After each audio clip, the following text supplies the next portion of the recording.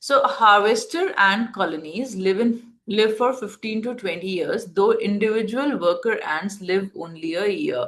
So the colonies, they survive for 15-20 years. Some just thinking of a colony of ants, so lots of ants over there. So the colony survives for 15-20 years and once it starts, but the life of an ant is for a year. So after, let's say there are lots of ants, and then after a year there'll be a fresh generation of ants, right?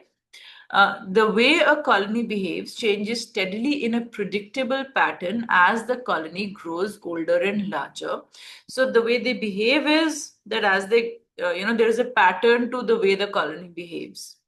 Now, for the first few years, the foragers behave quite aggressively, searching out and vigorously defending new food sources. So, foragers are the ones who are looking for food, right? The ants, the worker ants looking for food. So, they're quite aggressive and they search and, defend new food sources. But once a colony has reached a certain size, its foragers become considerably less aggressive. So what they're saying is that when the colony is young, yeah, the foragers, they are defending new food sources, very aggressive, etc. But once the colony grows older and larger, that is, once the colony matures, then the foragers become considerably less aggressive. Yeah. Okay. Now, so this is again just observations or no opinion, just facts given to me. Now, if the statements above are true, which of the following can most properly be concluded on the basis of most properly be concluded means which of the following must be true based on whatever these observations are. Yeah. Okay. So, A, as a result of pressure from neighbors, some colonies do not grow larger as they become older. I have no information about this. I have no information on pressure from neighbors, whether there are neighbors, nothing. So, of course, this is not correct. Look at B. Unpredictable changes in a colony's environment can cause changes in the tasks that the colony must perform if it is to continue to survive.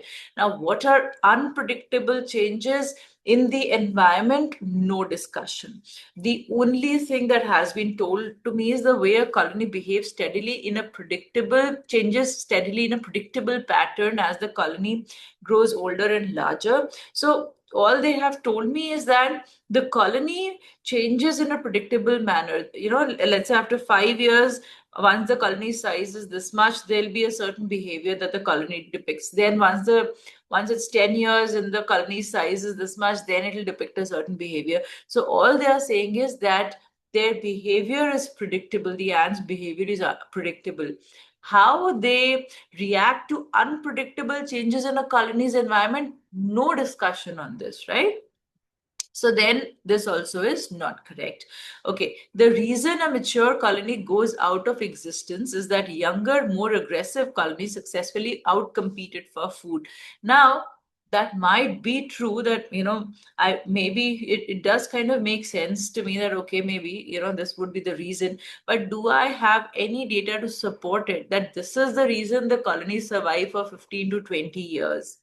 Have I been given that there is competition from the young colonies? All I have been given is that the behavior of the ants of when the colony is more mature is different from the behavior of the ants when it is less mature.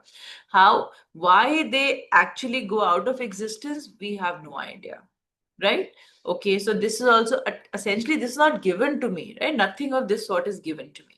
Okay, D, the pattern of changing behavior that a colony displays, and they have talked about the pattern of changing behavior. What is that? That the ants are very aggressive in the initial years and they are, far more laid back in the later years. So they're saying the pattern of changing behavior that a colony displays does not arise from a change in the behavior of any individual worker ant or group of worker ants. This makes sense. Why? Because I have been given that any individual worker ant lives only a year.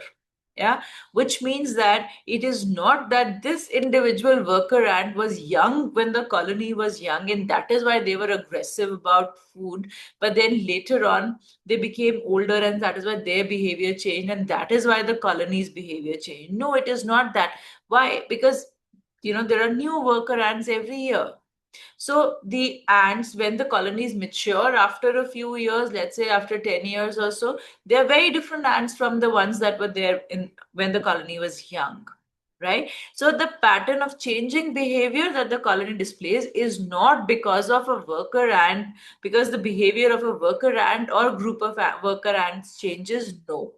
Now, there could be, I don't know how ant colonies are. There could be a queen ant, for example, and the queen ant's behavior could have changed, or because of it, I don't know really. But I know very clearly that I have been given that worker ants live only a year, and this is talking about worker ants only. So that is why definitely there isn't any change in behavior in these worker ants that cause the changing behavior of the colony, right? So this is correct. This definitely is correct. Anyway, let's look at the last option also. A new colony comes into existence when a group of young aggressive workers leaves a mature colony and sets up on its own. Again, quite possible that this is true, maybe, I don't know, but no data given to us in our argument, no data supporting this statement either. So this is also not correct.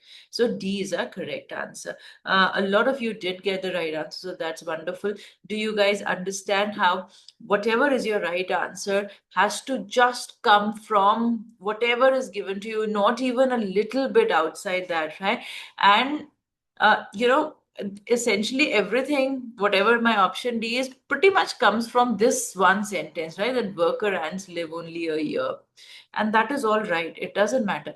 I can conclude this statement based on the data given to me. So this is going to be my inference over here.